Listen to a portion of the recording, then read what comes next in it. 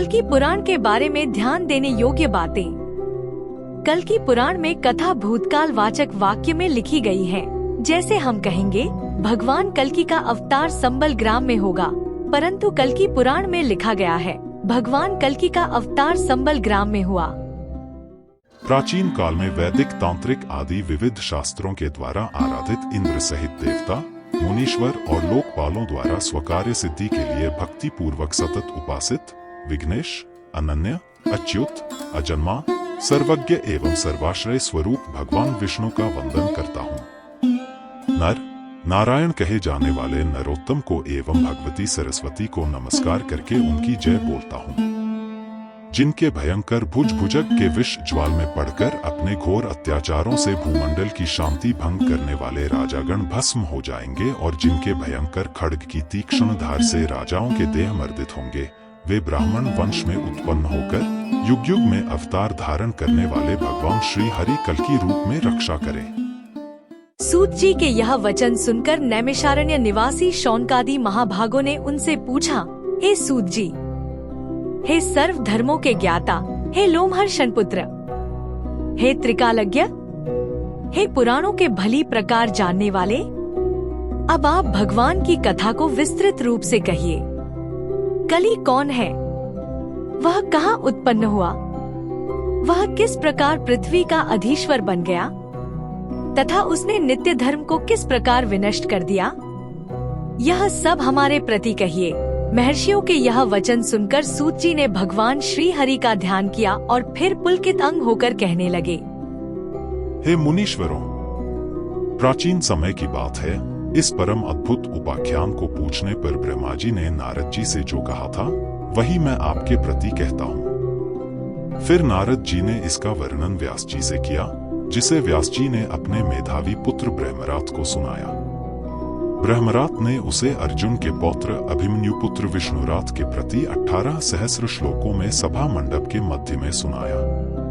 उस समय प्रश्न होते होते राजा विष्णुरात ने एक सप्ताह में श्रेष्ठ प्रश्नों को पूर्ण कर लिया और लय को प्राप्त हो गए। उसी कथा के शेष अंश अर्थात संक्षिप्त रूप को शुकदेव जी ने मार्कंडेय प्रभृति मुनियों के प्रश्न करने पर कहा। भगवान श्री शुकदेव जी द्वारा विगत उसी संक्षिप्त पुण्यमय भागवत उपाख्यान को, जो भविष्य में घटित होने वाला है, आपसे कहता हूँ। भगवान श्री कृष्ण के अपने लोक को पधारने के पश्चात जिस प्रकार कली की उत्पत्ति हुई, उस सब को कहता हूँ, आप लोग समाहित होकर सुने। जब प्रलयकाल व्यतीत हो गया तब संसार सृष्टा लोक पितामह ब्रह्मा जी ने अपनी पीठ से घोर मलिन पातक को उत्पन्न किया। उसी पातक का नाम अधर्म हुआ। उसी अधर्म के वंश का श्रवण, स्मरण और रहस्य जानने से प्राणी मात्र सभी पापों से मुक्त हो सकते हैं। उस अधर्म की पत्नी बिल्ली जैसे नेत्र वाली अत्यंत रम्या हुई, जिसका नाम मिथ्या हुआ। फिर अधर्म के संग से अति तेजस्वी महाक्रोधी एक पुत्र हुआ, जिसका नाम दंभ था। अधर्म और मिथ्या ने माया नाम की एक कन्या भी उत्पन्न की। दंभ और माया के संग से लोभ नामक पुत्र और निकृति नाम की कन्या हुई। लोभ और निकृति के संग से क्रोध नामक पुत्र हुआ। क्रोध की सयोनी हिंसा हुई। उन दोनों के संयोग से संसार को नष्ट करने वाले कली की उत्पत्ति हुई। वामकर में उपस्थ धारण करने वाले कली की देह कांति काजल के समान काली हुई। काकोदर, कराल, चंचल जिह्वा वाले भयानक दुर्गंधयुक्त शरीरधारी इस कली ने द्यूत, मद्य, स्त्री और स्वर्ण में निवास किया। कली की सहगर्भा दुरुक्ति हुई। उन दोनों ने भयानक नामक पुत्र और मृत्यु नाम की कन्या उत्पन्न की। मृत्यु ने उसके द्वारा निरय नामक पुत्र को उत्पन्न किया। निरय की सहगर्भा यातना हुई। इन दोनों के संयोग से हजारों पुत्र उत्पन्न हुए। इस प्रकार कली के कुल में बहुतेरे धर्म निंदकों की प्रवर्तना हुई। ये सभी आदि, व्याधि, बुढ़ापा, ग्लानि, दुख, शोक और भय के आश्रय को प्राप्त होकर यज्ञ, अध्ययन, दानादि एवं वैदिक तथा तांत्रिक कर्मों का नाश करने वाले हुए। लोकाचार का नाश करने वाले कलिराज के अनुचर यूथों ने चंचल, क्षरभंगुर और कामुक मनुष्य देह धारण किए।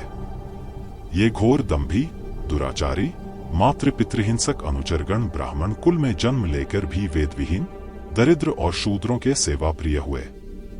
कुतर्कवाद की बहुलता से युक्त, धर्म, वेद, रस, मांस आदि के विक्रय में तत्पर, संस्कार विहीन, शिष्णोंदर परायण, परदार परायण, उन्मत्त एवं वर्णसंकर संतानों को उत्पन्न करने लगे।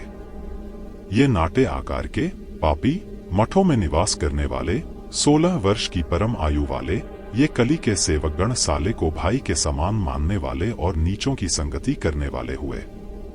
विवाद कलह से क्षुब्ध रहने वाले, केश विन्यास में आसक्त, धनवान, व्याज से जीविका चलाने वाले एवं कुलीन कहलाने वाले ये ब्राह्मण ही कलिकाल में पूजनीय हुए।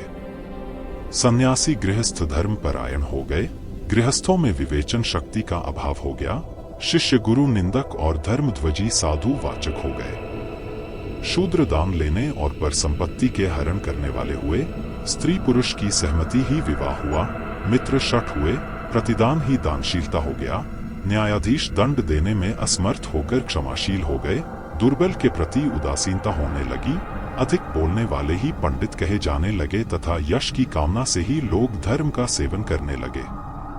धनवान ही साधु पुरुष माने जाने लगे, दूर का लाया हुआ जल ही तीर्थ का जल हो गया, यज्ञोपवीत में ही ब्राह्मणत्व निहित हो गया और दंड धारण सन्यासी का लक्षण रह गया। पृथ्वी अल्पशस्या हो गई, नदियां अन्यान्य स्थानों में बहने लगी, नारियां वेश्यालयों में सुख मानने लगी और भार्याओं का पति में अनुराग नहीं रहा।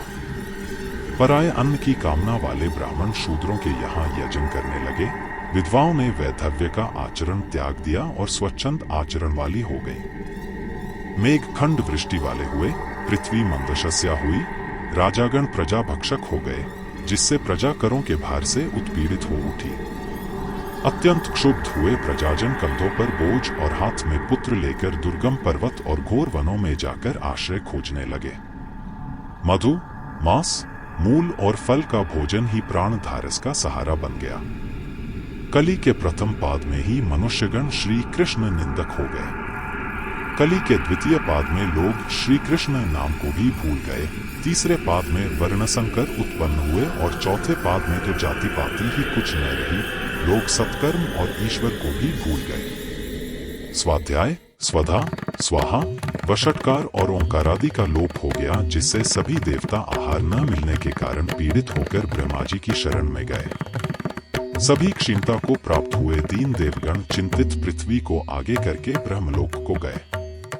वह लोक उन्हें वेद ध्वनि से गूंजता हुआ दिखाई दिया। वहां यज्ञ का धुआं फैल रहा था, मुनिगण उपासना और यज्ञ कर रहे थे। स्वर्णवेदी के मध्य दक्षिणाग्नि प्रज्वलित थी, उद्यान वन पुष्पों और फलों से परिपूर्ण थे, सरोवर में सारस और हंसों के मधुर स्वर ऐसे लग रहे थे मानो अतिथियों का स्वागत कर रहे हों। चंचल पवन लता जालों को भकोर रहा था, अली शावली कलियों का रसपान करते गुदगुदा रहे थे, मानो यह सभी प्रसन्न, आह्वान, सत्कार आदि के लिए मधुर वाणी का प्रयोग कर रहे हों। अपने स्वामी इंद्र के सहित व्याकुल मन वाले सब देवता ब्रह्मा जी की आज्ञा प्राप्त करके अपना दुख निवेदन करने के लिए ब्रह्मा सदन में प्रविष्ट हुए।